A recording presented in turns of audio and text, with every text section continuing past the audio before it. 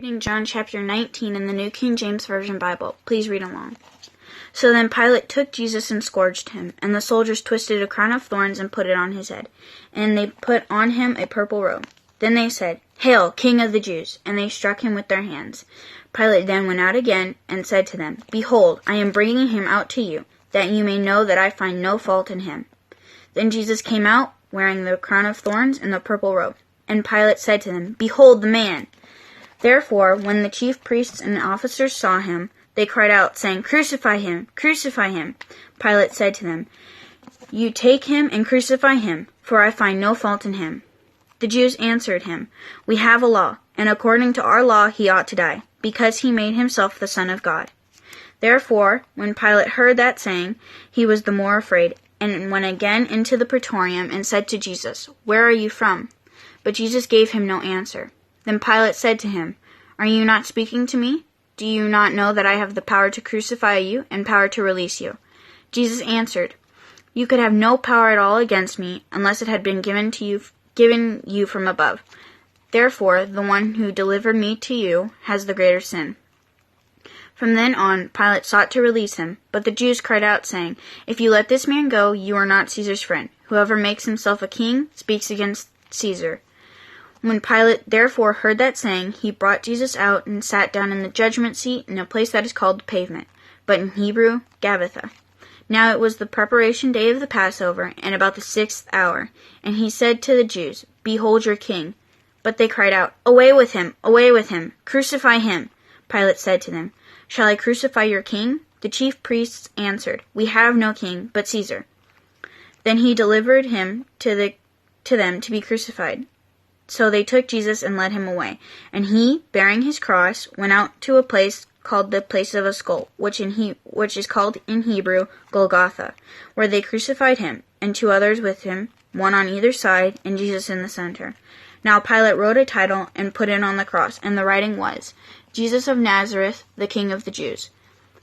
Then many of the Jews read this title, for the place where Jesus was crucified was near the city, and it was written in Hebrew, Greek, and Latin. Therefore the chief priests of the Jews said to Pilate, "Do not write the King of the Jews," but he said, "I am the King of the Jews." Pilate answered, "What I have written, I have written." Then the soldiers, when they had crucified Jesus, took his garments and made 4 parts, to each soldier a part, and also a tunic. Now the tunic was without seam, woven from the top in one piece. They said therefore among themselves, "Let us not tear it, but cast lots for it, whose it shall be." That the scripture might be fulfilled, which says, "They divided my garments among them, and for my clothing they cast lots." Therefore the soldiers did these things. Now there stood by the cross of Jesus his mother, and his mother's sister, Mary the wife of Clopas, and Mary Magdalene. When Jesus therefore saw his mother, and the disciple whom he loved standing by, he said to his mother, "Woman, behold your son." And then he said to the disciple, "Behold your mother." And from that hour that disciple took her to his own home. After this, Jesus, knowing that all things were now accomplished, that the scripture might be fulfilled, said, "I thirst." Now a vessel full of sour wine was sitting there, and they filled a sponge with sour wine, put it on hyssop, and put it in his mouth.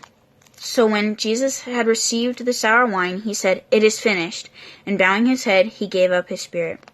Therefore, because it was the preparation day, that the body should not remain on the cross on the Sabbath, for that Sabbath was a high day, the Jews asked Pilate that their legs might be broken and that they might be taken away. Then the soldiers came and broke the legs of the first and of the other who was crucified with him. But when they came to Jesus and saw that he was already dead, they did not break his legs. But one of the soldiers pierced his side with a spear, and immediately blood and water came out. And he who has seen has testified, and his testimony is true. He knows that he is telling the truth, so that you may believe. For these things were done that the scripture should be fulfilled. Not one of his bones shall be broken. And again another scripture says, "They shall look on him whom they pierced."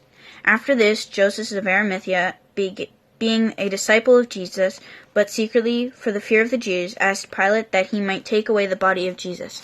And Pilate gave him permission. So he came and took the body of Jesus. And Nicodemus, who at first came to Jesus by night, also came, bringing a mixture of myrrh and aloes, about 100 pounds. Then they took the body of Jesus and bound it in strips of linen with the spices, as the custom of the Jews is to bury.